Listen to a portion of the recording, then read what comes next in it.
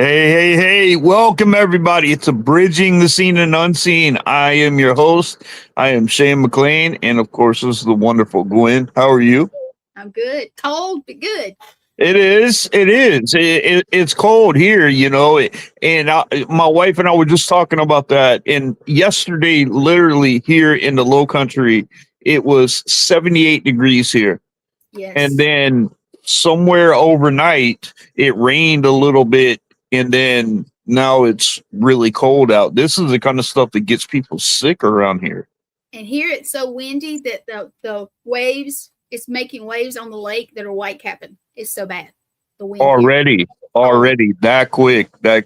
And it's supposed to be that cold tonight too. So yeah. so everybody, if you're down here, huddle up, cover up, and if you're up north, come get your weather. It escaped.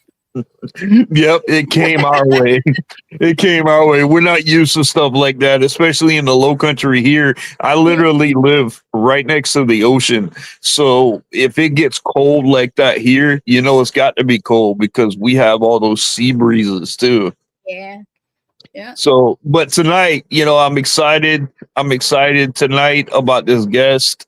Um, I'm not going to say anything right here. I'm going to let her do the talking. But this is Paraflixx's own Kara Phillips. Hi. Hey. Thank you for having me. I appreciate it. Yes, ma'am. Yeah. Thank you. Thank you for coming on. We always start the show pretty simple. Why don't you tell people who you are and a little bit about yourself? Well, okay. So my name is Kara Phillip. I live where it's always cold. I live in the Chicago area. Oh, wow. So I'm sitting here. It's your I'm weather. listening to you guys talking. I'm like, how cold is it there? Because I can't imagine it's that bad. So I'm in the Chicago area, and I am the host of Paraflixx's talk show Into the Obscure, and with my co-host Rob Johnson. And he is one of my best friends in real life. So it's fun that we get to do this together. And we kind of like we met, I'll say kind of my like paranormal. I was into the paranormal my whole life and, all of that haunted house growing up, like a lot of our stories. But more recently we got to be part of we call it the Saturday Squad at the old Joliet prison and run the paranormal tours before they discontinued their relationship with the paranormal and banned a bunch of us. So, our paranormal home got taken away and that was devastating, but also we love it there. So, that was a couple years ago now, but that's how we got, how we met, probably about 6 years ago and got to be hosts. And then I am also on the cast of History Alive, and that was just officially, signed by Paraflixx. So that'll be coming out soon too. So I am just Paraflixx family through and through here. And so that's kind of, and in real life, I am also a nurse. I went to administration, not bedside anymore, but mostly critical care. So I've been around a lot of death and a lot of things. So that was, interesting in my journey too. And I think that's it. Now, how is that, Kara, being in the medical field? Because I know there's a lot of controversy, with paranormal activity and things like that. I am a bishop for Knights Temple Independent Catholic Ministries, and we are clergy that work in the paranormal field, and I know when I speak to medical, they try to think of more medical terms instead. Now, how does that relate with medical with you and the paranormal? So I think a lot of it, if there's something we can do something about, right, we're going to try to do something. You're hospitalized, we're going to probably look for something medical, before anything supernatural or religious, like anything, we're going to do what we can medically. That's why you're here, right? So that's what we'll try to address. And, my time in the hospital was critical care. So that's, maybe a little different, but don't think all those nurses out there, I'm not going to say all, plenty. We all know that people talk when they start talking about the man in the corner, they're probably going to die soon. Like we all know these things to be true. And we are all, and again, I say all, it's not all, but, pretty superstitious too. You start to, have some things going on, that might be a little bit more, might be a code situation coming. Don't put some of those medications maybe on people's chests. Like we get them ready just in case, but we'll put them on your chest and that maybe means we won't need it. So we all have our things, or whether they're superstitions or just things we know to be true.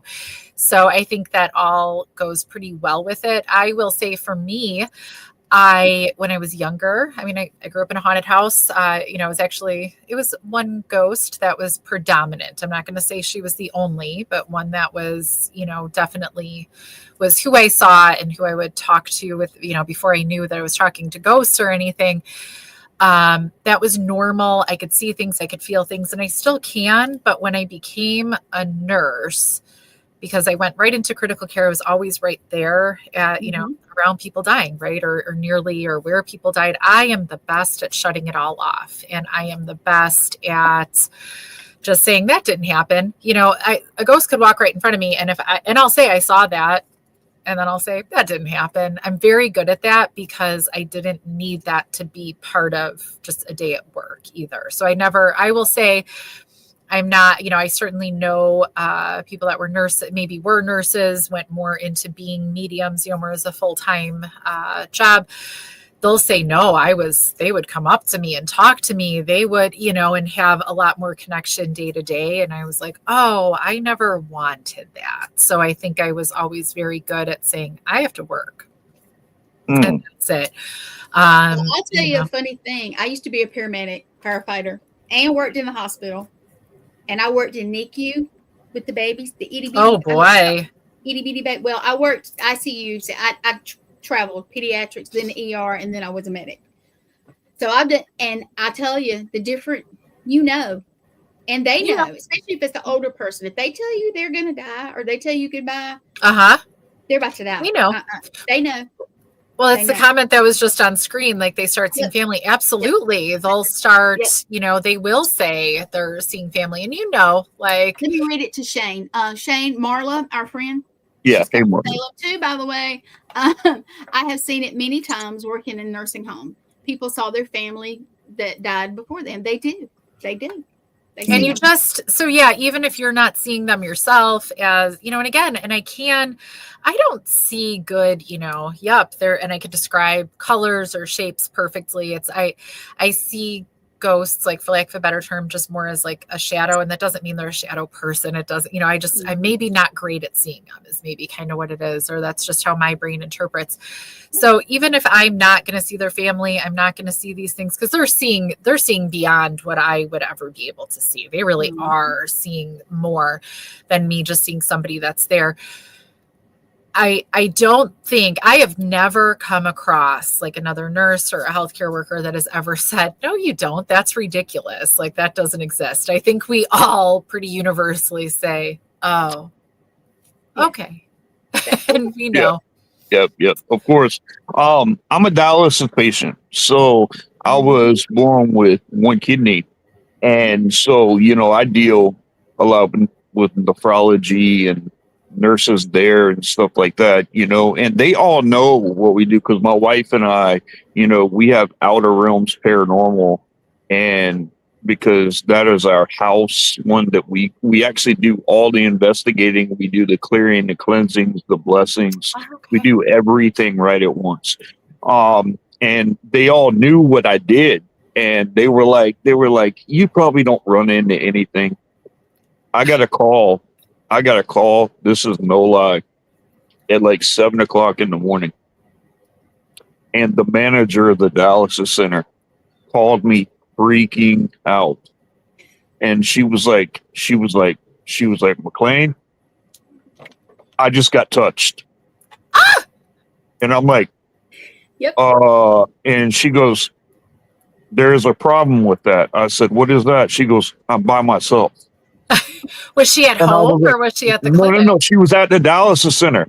Oh, okay. She was at the dialysis center. And then, so later on that day, another lady comes in and she's standing in the office and she's the only one that was in there. And she looked down the hallway and there was a black shadow figure coming in and out of the room there. So my wife and I got to go and actually investigate my dialysis center. And we found out that Thursday that I was there, the same chair that I sit in, I get premonitions and visions. And I was sitting in the chair, and all of a sudden my anxiety got so bad that I couldn't even stay on the machine. So I told them to take me off the machine because it got horribly bad. Yeah. And when I got there to investigate, that's when they told me.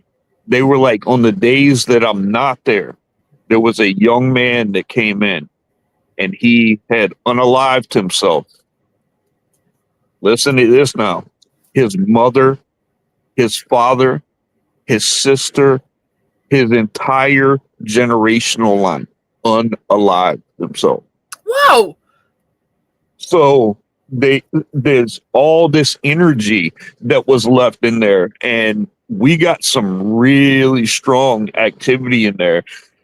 And we went and we spent probably 4.5 hours like cleansing and blessing the area, and they have not had an issue since.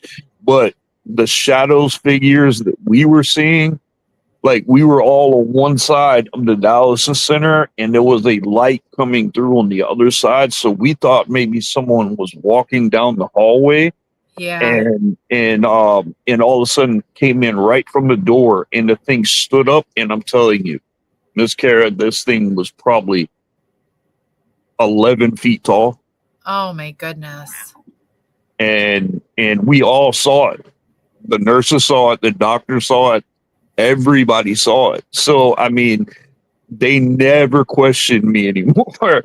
They never questioned that. So, but I get their skepticism. I do. I really get it, because they try to look, even with me being in exorcism ministries that I'm in, we rely a lot on medical first. You know, we rely on the medical evaluations, the psychological evaluations, and stuff like that. So we rely all on that first before exorcism. To me, an exorcism is the absolute last resort that we want to use.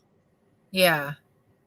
So I definitely get it, but I thank you for working in that field. I think it's much needed. And I've always wondered, you know, it's very rare to find someone that works in the medical field that is in the paranormal like that. But it's very interesting. I know a couple of them. Maybe we all just find each other and talk about it. We find our people. I say, Yeah. We find our you people. just do. Yeah. And then you end up talking about it. Mhm. Yes. Do you have any doctors? Do you have any doctors like regular like doctors that have experience? Because of anybody that's there, the doctors should, you know, you would think if they experience something, they're too busy not paying attention to that. Thank you. Like That's what I was thinking. they're not. It's the nurses and It's the nurses. We used to call them nursing assistants. I don't want to insult anybody. So yeah, sometimes some hospitals say techs, some say CNAs. Like CNA is what it is. Yeah. Those are the ones that are with them patients more. Yeah. I think. But that's so interesting. Now, have you had working in there? Have you like I've heard that people see people like right before they pass and things like that, and I hear a lot of stories that like a child or something like that will go in there and like start talking to the person, and then later on that person pass away.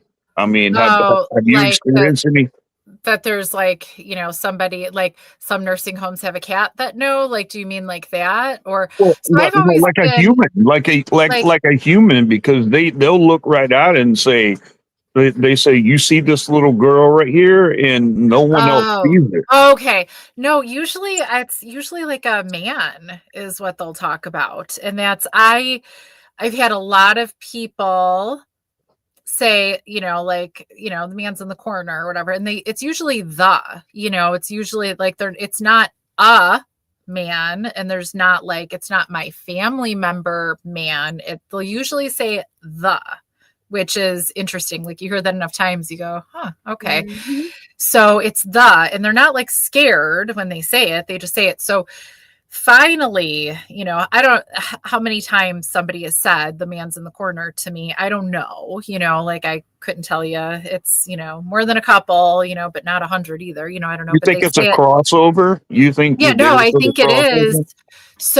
So one time I asked a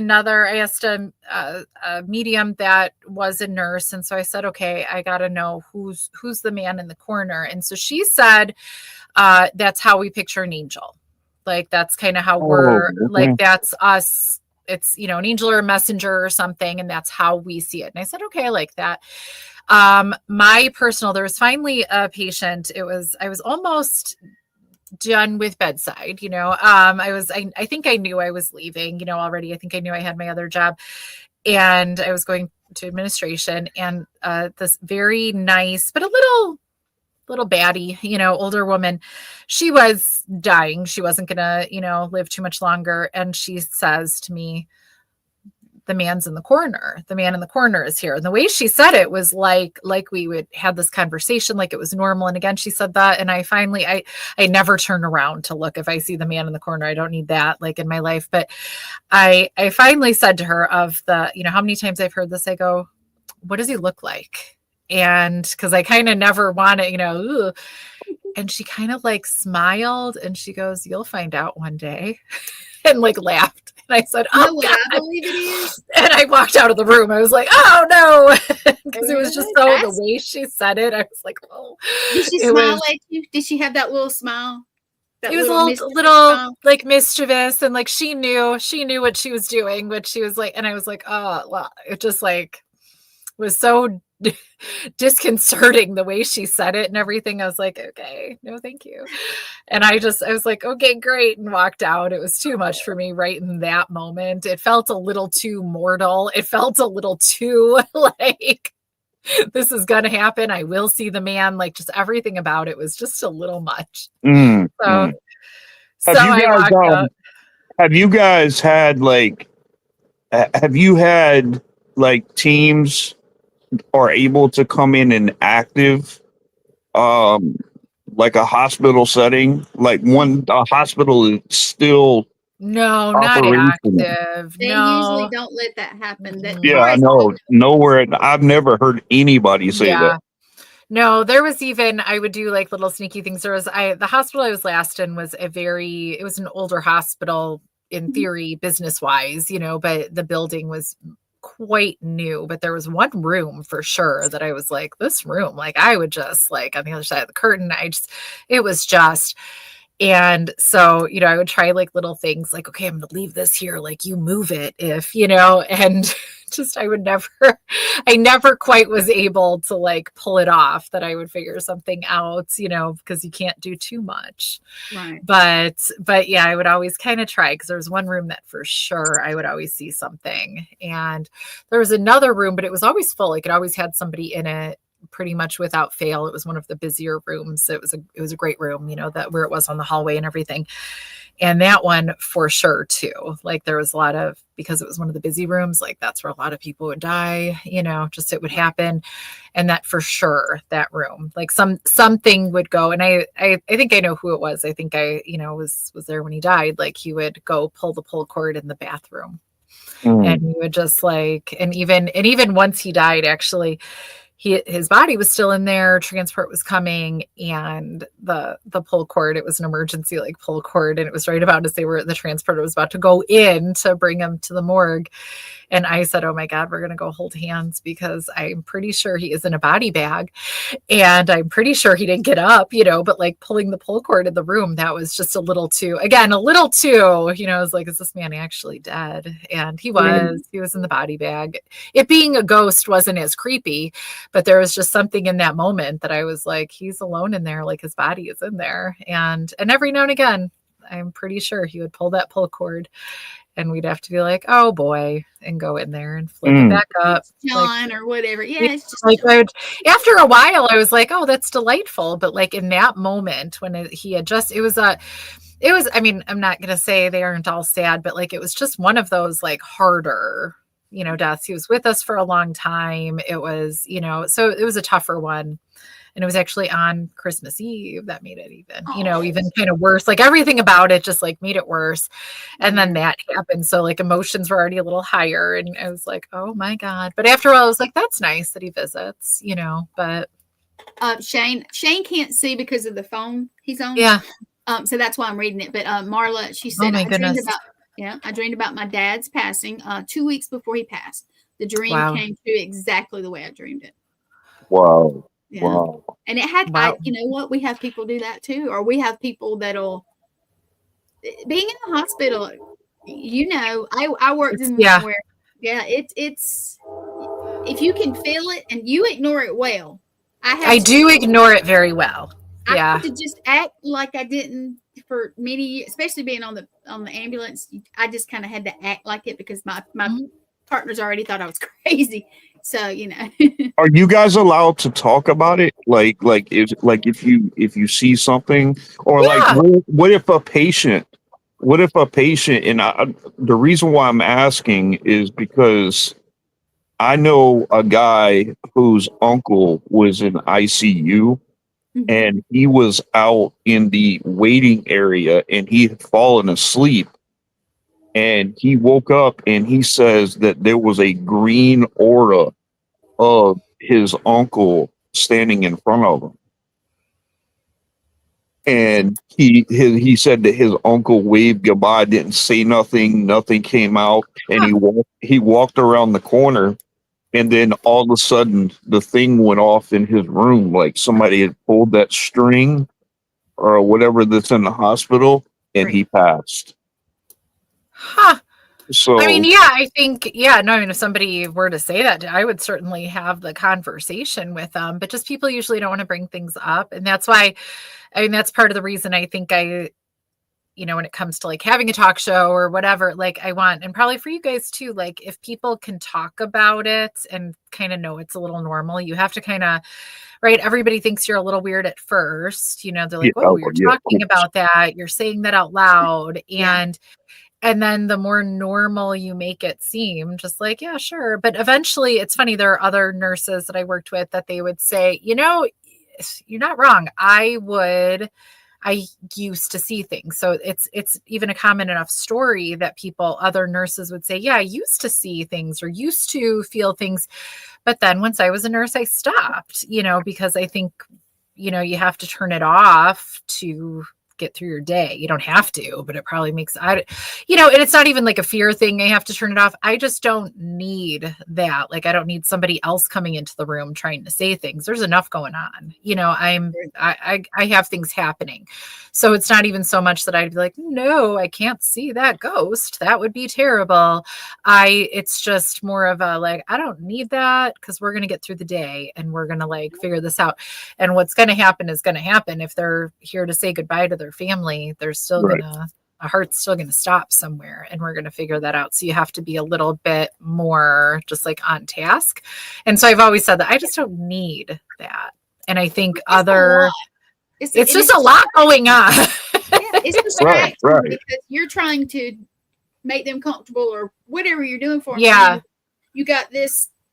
And it's something else. And is it relevant, to right now? Maybe not. And it was before I got to the unit. So I actually went back to critical care for COVID. I was happily kind of away from the bedside a little bit in a nice clinic. It was nice. And then COVID hit and I went back to critical care and I stayed for quite a while. And somebody said right before COVID, there was a woman who actually was a medium that was a patient. And she was saying to all the nurses, you don't see any of them. And I guess there was a lot of them. And they're like, no, no. And that was pre-COVID. So I'm sure like, after, during and after is more.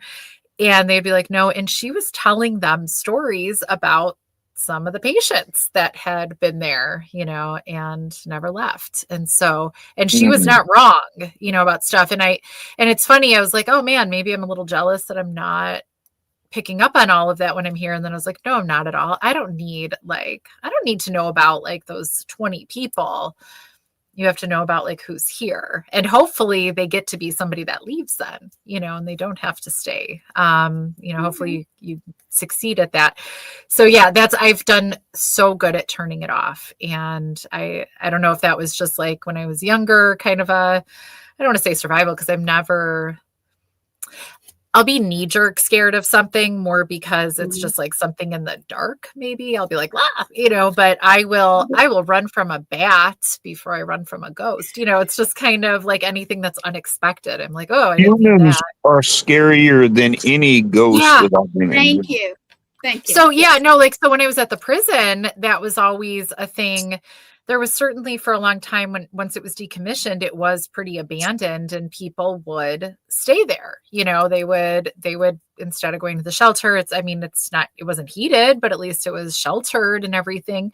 So they would stay there, and it wasn't always the most secure. And I would always kind of say, well, at least it's not a live human. So whatever is not a live human making that noise or doing that thing, it's not that bad. And my scariest experience ever at the prison, like I don't know in this story if it was a human or a ghost. And if it was a ghost, coolest thing in the world. Like it really really did things.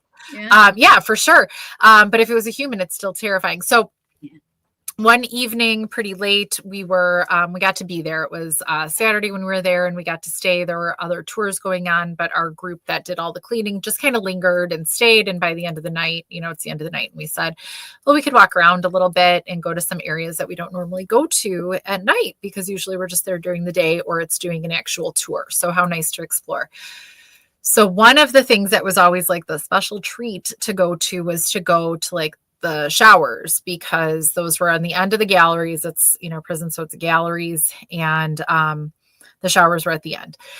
And showers, are where things happened in prisons, or happen in prisons, but, at least I'll speak to the happened.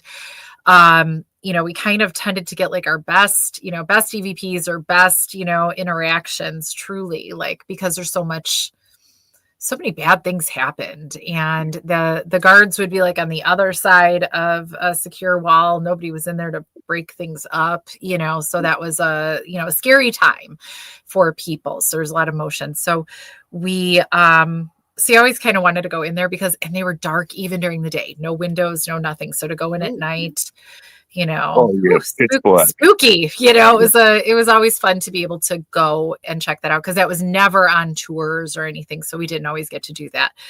So we were walking around, three of us, three women, walking around. We go up a stairway, and it kind of goes through like a administrative storage area, whatever, no big deal.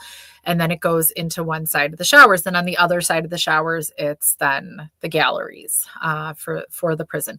So we go in on the one side, and we all had flashlights, but one had a big flashlight. So it was mostly her using it, because our little flashlights were stupid compared to hers. So she was using hers. She stepped first, kind of took the first step into the shower room. And this shower room had, like how pools or gyms have the big metal middle tube, the pipe, and then 6 come off of it or whatever, or 4 or 6 showers come off it. So like that kind. So back, kind of like turning around the corner, there was a couple of those, and you could just hear, as we kind of turned the corner, it was a loud bang, bang, bang, like a pipe or a bat on the pipe, like loud, not just like a hand, not a, something. And we just kind of froze, and she didn't have the flashlight pointing. She like slowly turned, and then she's looking, but we don't know what she's seeing, because we're like, we just never, once that happened, the two of us never quite stepped like all the way. We just kind of froze there. We all just kind of stopped where we were. She was like that one solid step ahead of us. The two of us were a little further back. And we all froze when we heard that, because that's not what we expected to hear at all. Nobody would do that. Like, that's crazy. So she shines her flashlight. I'm getting that maybe it was a guard. So maybe. Yeah, but like then it was so loud and like such a concrete, very real sound. Normally, like for me at least, like if you hear a ghost, it's you like hear them in your brain. It's not everybody heard it, And so and in that moment, like we knew she did. And obviously both of us, all three of us just stopped and we just, froze. She shined her flashlight like at the pipe, and it being a guard totally makes sense. And I have more like guard stories too. So actually, yeah, I don't know why I never thought of it. But so she shines the flashlight and like just slowly turns away. So we didn't know what she saw or didn't see. Like, there was no words this whole time. So as soon as she like turns the flashlight away, turns the flashlight away, again, same thing, same bang, bang, bang, like no difference, no change. She quick whirred around, with the flashlight to look at the light, didn't say anything again. Like her expression, like I swear didn't change this whole time. We're just staring at her because we need her to say something because I'm not stepping forward at this point. I am like, I don't know what is happening. She did it again. Then it was a third time. On the third time, we ran. Like we just turned around because I was so convinced it was just so loud and just like such a concrete, real sound that I was convinced it was a real human that was going to chase. So I was turning around with my little stupid flashlight once we got outside, like looking behind us because I thought we were about to all get murdered that night. You definitely thought somebody else was in there. That was it. So speaking of like humans, live humans are way scarier. And and it would track that there could be somebody that was like, they never come in the showers. It ends up kind of being a little warmer than everywhere else because there's no air movement. It actually could get warmer in there, right? So even in the dead of winter, it was always a little more pleasant in there if you go in there. Dark, but a little more pleasant. So it could have been somebody, like for real. And to this day, couldn't tell you. So I was so terrified. We ended up, her husband, the flashlight holding one, was on the other side, and some doors were already getting locked up because of the time of night. And the museum was giving other tours, so they couldn't come open the other doors. We had her husband like come meet us, like we had to go through the showers, but we waited till he was there and could pretty much like hold our hands to walk us through. Cause at that point I believed, he's like, I looked, there's nobody. I was like, they could have run by then, like I believed. So everybody like, everybody that hears the story, or even the three of us, like we're still undecided. Some people are like, for sure that was a ghost, no question. And I'm like, I don't know. It was so real. Yeah. It was so real. Like there was no, and we all distinctly heard it. There was no like, oh, I heard that in my head or whatever. But just, the whole experience, it was so real. I was pretty sure we were getting actual real murdered, like by this person. I was so sure. We did not, obviously, hopefully. Oh, good. Hopefully. But, Right. so that's the real live people are the scariest. If I knew, if I would have known hands down, this was a ghost and that was just the coolest, most like concrete, experience you've ever had. And you shared it with these two other people. That would always go down as like the coolest story ever, Right, and I would have been like, you guys, coolest thing just happened. Yeah, you'd have been texting everybody. But to know, but see, that's the thing that gets you right there, because like you said, it could have been somebody, and that I do believe, honestly, that would scare me more than, because like a physical person could do a lot. They could do something. I was going to straight up get murdered, like right then, is what I thought was happening. And it didn't, again, like nobody came running after us. But is that just because they knew, I chased him out? I'm going to go hide someplace a little else because I'll they just might make be back noises and scare them. Yeah, like I'll just scare them and good, they ran away. Fantastic. We did what we were supposed to do. And then they might have just gone and hid away a little better, knowing that people might be back. So when her husband walked through, no one was there, or was no one ever there? Like, who knows? So that was my scariest. But like, we also at the prison had doppelganger experiences that we didn't know. We figured out like maybe within a short time that wasn't actually our friend, but that wasn't even that scary. That was like, oh, clearly that was just a ghost, because it started out like as our friend, we heard their voice or somebody was seen. And so that was never inherently scary. And then realize realizing later that it never was them, we're just like, oh, cool. Like it was, maybe it should be a little scary that it's a doppelganger, but it never was. We were like, I don't feel like that was menacing. That just felt like a thing. So as long as I know it's not a real human coming to get me. Right. And we're fine. I do. I agree with you on that, because I definitely feel like something like that, especially like in a prison or something like that, like or an old abandoned hospital, or something like that. I mean, I can just imagine, because somebody could very easily break into there and be sitting in the backside, be in the basement or whatever. And I mean, they could be there, and I mean, they could do some damage if they wanted to. Yeah. And I can imagine how scared you guys were. Yeah, especially knowing that nobody went there often. That's the kicker. That's why you yeah. Yeah. And so that area, like you would know if you were spending any time there that was a very untraveled space. And so that's and it's even funny when I go to other places, I don't love, why don't I like going into this space by myself, because that's supposed to be like the by yourself challenge, or not even challenge, but like, look, you're going to do this on your own. And I go, why don't I like this? And I go, honestly, I don't think it's because I think the ghost of Annie, of this hallway is going to jump out. I mean, that's a little like, that's exciting. And you're maybe a little apprehensive that something might happen. But no, the scary thing is, like, I don't know that I'm totally safe. And I mean that from like a live human standpoint. So I always like laugh when I'm like scared to do that stuff. I'm like, am I scared to do that? Or am I scared to just like actually be by myself in some of these places? I think that's probably more it, because I'm very aware that live people do bad things. They do. They always preach, especially when we have classes and stuff. Have your boo buddy, which means don't go anywhere alone, because right. But you do have challenges where they know say the ground is safe or whatever. Once you know it's safe and like you're thinking about that, but like even when we go to places like to go clean up, grab that thing at the end of the night or whatever, and I'm like, nobody else has been down here in a while, like, and that does just make me go, is it still safe? Like, is there still, so it's a little bit like ghosty afraid, like, oh no, what if right now they jump out? And I think I get more scared that I'm gonna do something embarrassing, like scream and run, which I will.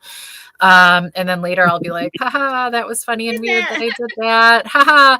But like, so maybe I don't want that to happen, but also maybe I think nobody else has been down this hallway lately. I don't like that. And I think that comes from going to places that I know people were, maybe hiding out. And I think that's just kind of a long stand. I don't know if I'll really shed that. I think the self-preservation will kind of persist, and I'll hold on to that.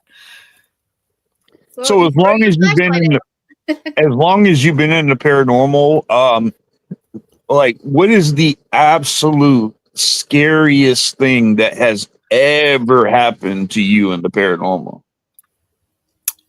Okay, so I will say it's probably still the banging on the pipe guy. But no, the coolest. So I will say the coolest / like I was most like scared. So I'll tell my guard story then. And that's why I was like, oh, it's so like definitely could be a guard. There was, so we were at the prison a lot, and, we were always one cleaning. So if you know about like prisons and jails, they are the ones cleaning, doing a lot of that stuff are the tenders or the trustees, depending on what the facility calls them. So usually trustees is kind of the older word. It kind of gets changed because you shouldn't really trust wholeheartedly. Hi, I will see her in a couple days. So you shouldn't really trust. Maybe they're tending things. Maybe you shouldn't, like, trustees is a tough word. So, but that's who's cleaning. It's the inmates basically. So after a while, I think they kind of, saw us, the ghosts kind of saw us. They liked us. They saw us just kind of as them, we're cleaning, we're doing what they did, this is their home. And I think they appreciated the attention and the care. So there was eventually though, there was one day we were actually cleaning Belushi's cell. So that was like a fun thing. There's a lot of paint chips. A lot of paint chips come off of walls. But so we're cleaning and scooping those up. And I kept saying to one of my friends, I can oh, somebody's watching me. Like I knew it was not somebody alive, you know, I knew that, and I would point it out. And then, but then like by the time I would get her attention to be like, you should look, it was, you know, knew to kind of duck out of the way. We were in the east cell house. It's like two sides off of main middle. It was coming from the west cell house. The west cell house was closed for a long time by iron bars that could kind of hold things off. And people would for a long time say, don't you, there's a guy down there. Don't you see him? And I'd be like, no, even in broad daylight, they would see a man. And eventually the west cell house doors were cut open and whatever was over there was able to roam freely. And so I think it was a guard. And so that's why I was seeing that day, like, or feeling that day. Like anytime I would look up, I didn't see anything, but it just felt like, you know, when somebody's like leering at you, you know, you're like, you know, and you could just feel it, you know. So I just like kept feeling that. And I was like, icky, like, this is terrible. And so eventually, you know, we're done with the day, but I was like, this is whoever that is, I don't care from, but we're in a prison, you know, hey, this is very likely that I might be getting leered at, you know, by somebody lingering. So we had some paranormal tours that night, and we were on a gallery, and we would, you know, and we had heard footsteps before, like guard footsteps. It's different. It's boots instead of like slippers, you know, so it's a different sound. Yeah, And we kept hearing and seeing kind of like an old timey, like a flashlight, kind of like somebody walking like with a flashlight and kind of hearing keys. But like other guests were like hearing and seeing this stuff. And I was like, yeah, nobody alive is down there. Ha ha ha, you know, and let's go down there into the dark. And we would, and, you know, then eventually kind of the sound and the light would stop, but it was I wasn't even the only one seeing it, whatever it was very like, even the guests were seeing it.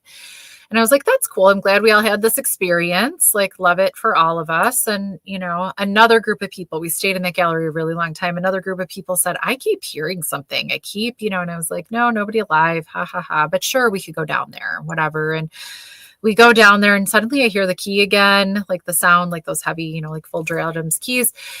And just like stepping out, it was, speaking of like 11 feet tall, it was just huge, like just a huge, massive, just like blobby shadow. And I knew in that moment, like it was a guard. I was like, this is a guard. And oh my God.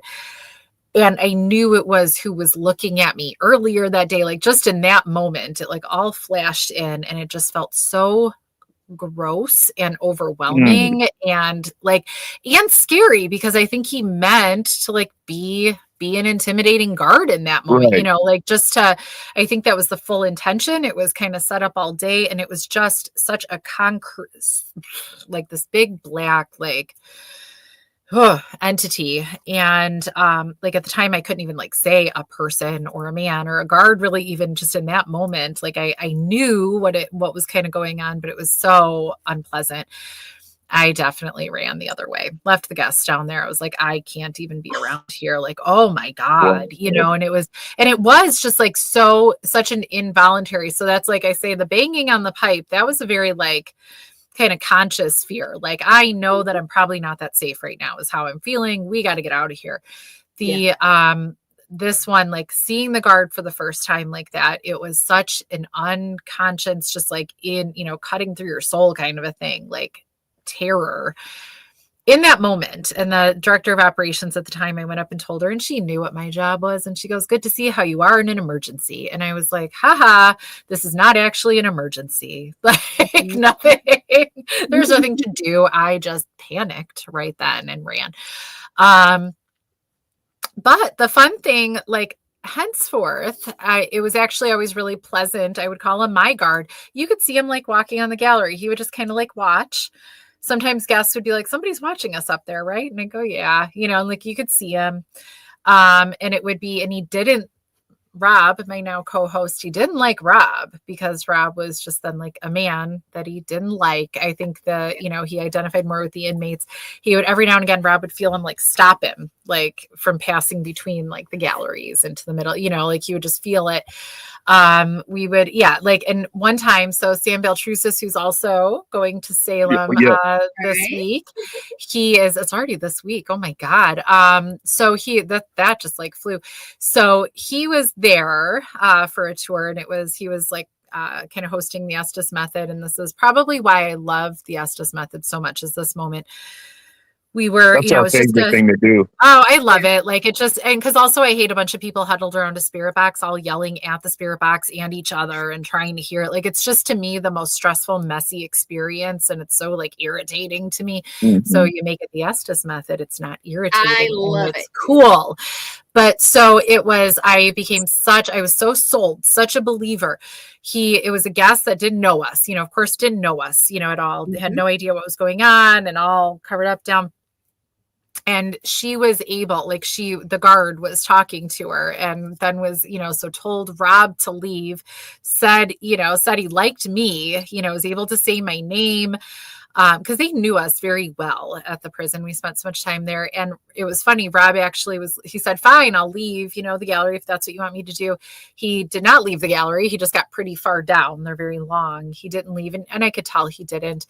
And he stopped just to kind of be like, okay, what's happening? And, you know, here she is all, you know, isolated, covered up. She said, no, keep going. And it was just like, so the whole experience was so cool. And it was just like, and it was that validation to interact. And it was the guard, you know, saying like, yes, a guard. Yes, I like you. You know, maybe I should be creeped out by that. You know, if it was a living guy, I'd be like, ew, you're gross. Back up. But since it's the ghost, I'm like, hey, thanks. Glad we get to see you up there. Keep an eye on me. You know, like, how about you keep me safe? And that was, so it was funny because that turned from being like the kind of the scariest, grossest, just like, oh, this is not okay day. Is it good that, you know, was this a good spirit? I don't know. Was he good in real life? I don't know, you know, when he was alive, but I got it. You know, my first impression was not good. And it was very like scary, you know, and very just like, too much is probably what it was. But then like after that, I was like, no, this is cool. You know, this is fine. This is part of us, you know, knowing the spirits here and everything. So that first real encounter was awful. And it was just like scary, like down deep, just was. And then it wasn't anymore. Have you ever experienced like poltergeist activity? I don't think so. No, I can't say that. I think there's, again, so much of my experience was at the prison, really getting so immersed like that. I think there was some, the kitchen would have like something Chris Fleming, who, you know, definitely would come there, you know, definitely on occasion and do tours. He would say it was a lot of like, there was a lot of elementals like in the hospital and in the kitchen, like through there. And so I think we're, you know, was that more poltergeist or was it like more like, you know, you could kind of see them. They were like, you know, was it an elemental or was it something just like mischievous? I don't know. So it was just, but not like actual poltergeist, not like actual like things happening. It would just be more like, that's the closest I could even say, but that's not even a poltergeist. That's just the closest. That wasn't just like a person being like, I'm going to hang out with you now. Right. The reason why I'm asking is because, you know, like I've got a video with some people that I know. They were going through a house, and the guy that passed in that house, he was also in prison. And, you know, his wife said that he was a very angry, he was a very agitated man. So, I mean, like, if you're bad in life, you're bad in death. If you're evil in life, you're evil in death. Yep. You know, and you can see them walking down the stairs, and you can hear in the kitchen, clear as day, you can hear stuff moving around in there. And there was only two of them that were in there, and both of them were right here walking with the camera. And they go and they open the door, and as soon as they did, the cabinets flew open and the dishes just threw real fast against the wall. So is that poltergeist, or is that just the guy is angry and he gets to throw stuff around now? Yeah, and that's the thing. That's the thing is, like, you know, you really don't know. But I mean, the guy was a very, very bad guy. He treated his wife like really, really bad, and it was kind of like I tend to think that his wife at that time was probably not angry that he passed, I but mean, now his anger, his residual energy she is still didn't get away from it. She still couldn't right. even escape it, even in his death. Right.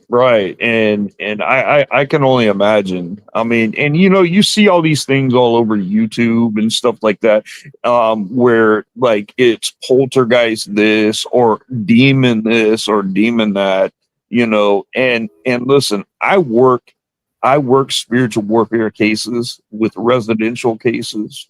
And out of all the cases that I work, 1% may be demonic. And I try to encourage people not to get that YouTube education. Don't go through there thinking that YouTube is going to teach you or have the right way to express what true demonic activity is. Have you ever had a chance have you ever ran into a demonic situation? I'm going to say no. I was going to go with a cautious, I don't think so, but I feel like I might know. So I'm going to say I cannot say yes to that. So Yeah, you would I've definitely had do. creepy, I've had there's definitely at the prison, there was one of the galleries was, I think that was a little bit of a pathway to somewhere sometimes, it wasn't, it was, but what demonic, no, I think it was just maybe a bad place. Wow. And especially bad. Yeah, of course, Man, this hour has flown by. Yeah, that was super Hey, quick.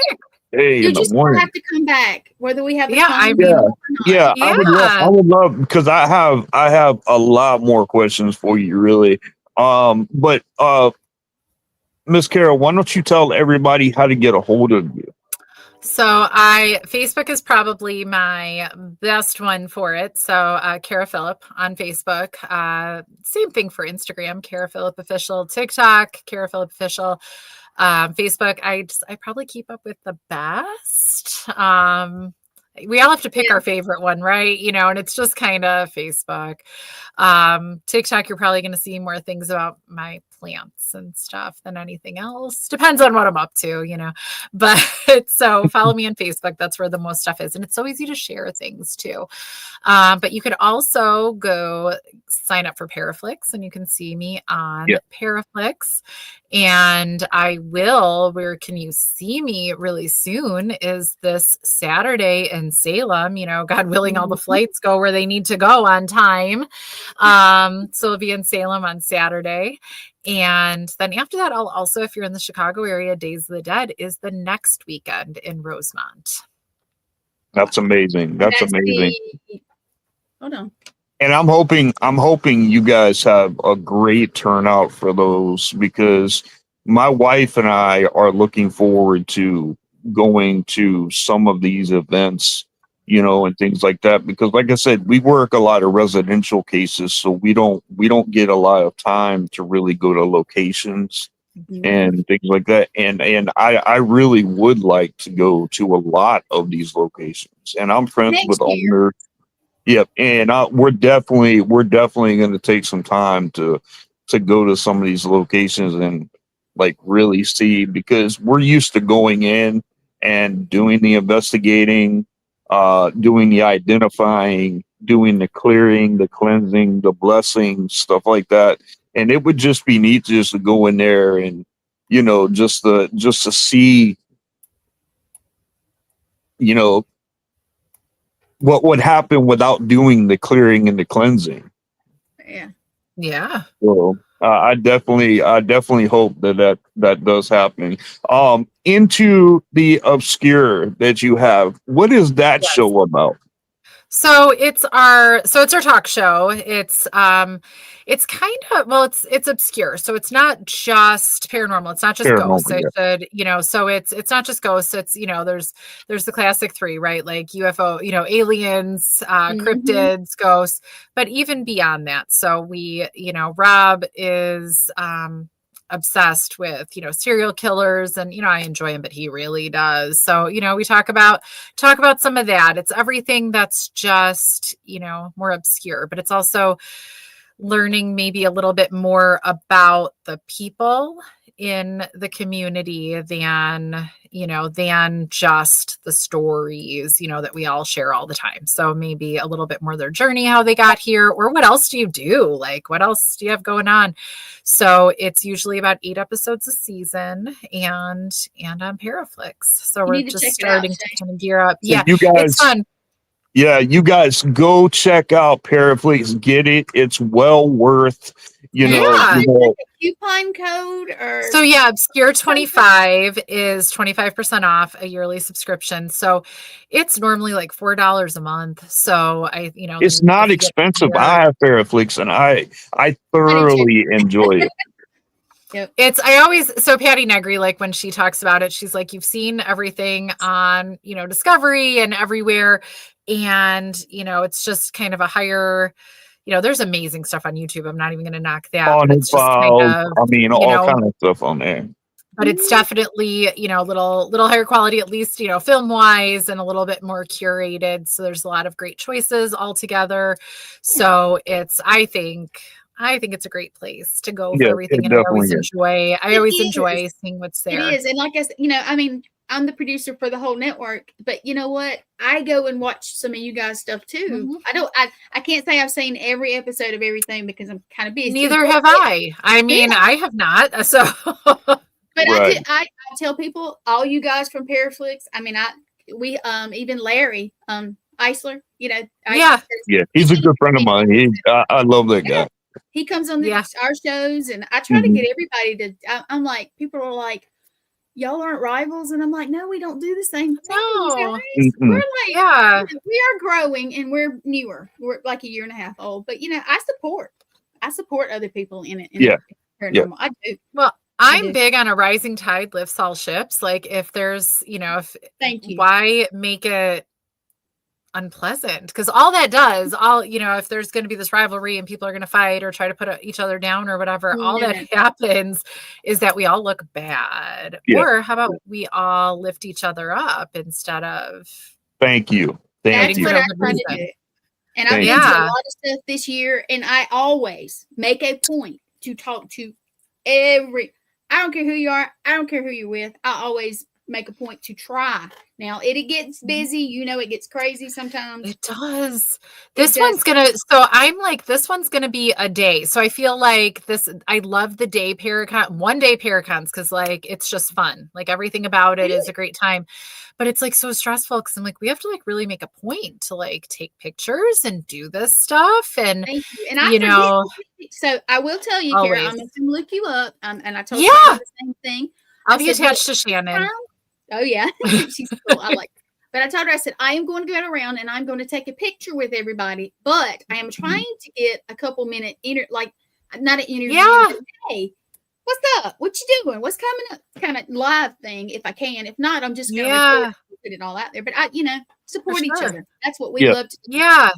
Yes, and that's what I love about our network. There is we have a variety of things that are on there, and I believe we all should.